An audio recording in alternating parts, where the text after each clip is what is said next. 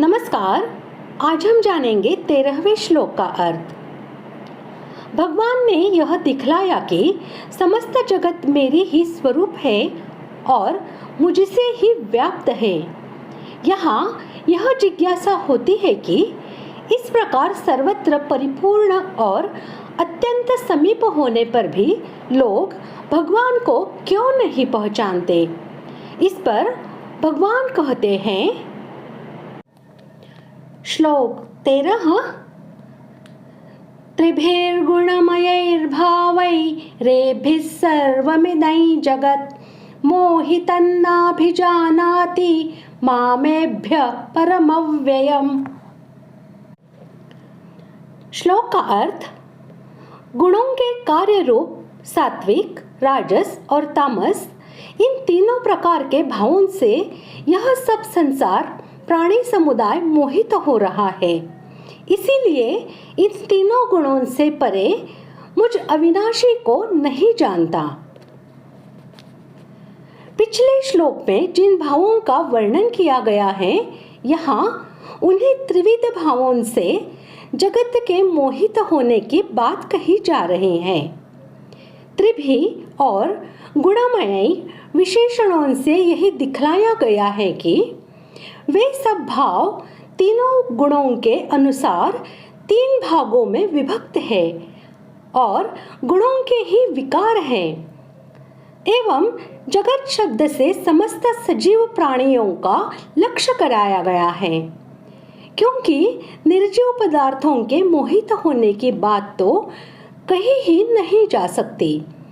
इसलिए भगवान के कथन का यहाँ यह अभिप्राय प्रतीत होता है कि जगत के समस्त देहाभिमानी प्राणी, यहाँ तक कि मनुष्य भी अपने अपने स्वभाव, प्रकृति और विचार के अनुसार अनित्य और दुखपूर्ण इन त्रिगुणमय भावों को ही नित्य और सुख के हेतु समझकर इनकी कल्पित रमणीयता और सुख रूपता की केवल ऊपर से ही दिखने वाली चमक दमक में जीवन के परम लक्ष्य को भूलकर मेरे गुण, प्रभाव, तत्व, स्वरूप और रहस्य के चिंतन और ज्ञान से विमुख होकर विपरीत भावना और असंभावना करके मुझ में अश्रद्धा करते हैं।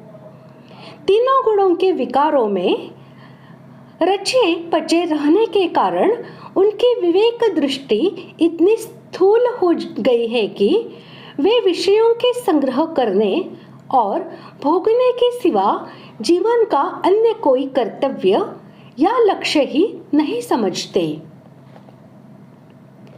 तीनों गुणों से परे मुझ अविनाशी को नहीं जानता, इस कथन का यह भाव है कि इससे भगवान यह दिखलाते हैं कि उन विषय विमोहित मनुष्यों की विवेक दृष्टि तीनों गुणों के विनाशशील राज्य से आगे जाती ही नहीं। इसलिए वे इन सब से सर्वथा अतीत अविनाशी मुझको नहीं जान सकते। तीनों गुणों का कार्य जो शरीर है, उस शरीर को चाहे अपना मान ले, चाहे अपने को शरीर मान ले, दोनों ही मान्यताओं से मोह पैदा होता है। शरीर को अपना मानना ममता हुई और अपने को शरीर मानना अहंता हुई। शरीर के साथ अहंता ममता करना ही मोहित होना है। मोहित हो जाने से गुणों से सर्वथा अतीत जो भगवत तत्व है, उसको नहीं जान सकता। यह उस भगवत तत्व को तभी जान सकता है जब त्रिगुणात्मक शरीर के साथ इसकी अहंता ममता मिट जाती है। यह सिद्धांत है कि मनुष्य संसार से सर्वथा अलग होने पर ही संसार को जान सकता है और परमात्मा से सर्वथा अभिन्न होने पर ही परमात्मा को जान सकता है। कारण इसका यह है कि त्रिगुणात्मक शरीर से यह स्वयं सर्वथा भिन्न है और परमात्मा के साथ यह स्वयं सर्वथा अभिन्न है।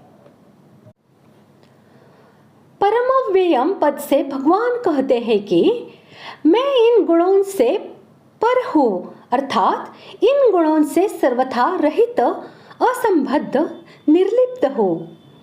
मैं न कभी किसी गुण से बंधा हुआ हूँ और न गुणों के परिवर्तन से मेरे में कोई परिवर्तन ही होता है। ऐसे मेरे वास्तविक स्वरूप को गुणों से मोहित प्राणी नहीं जान सकते। इस प्रकार आज हमने 13वें श्लोक का अर्थ जान लिया है।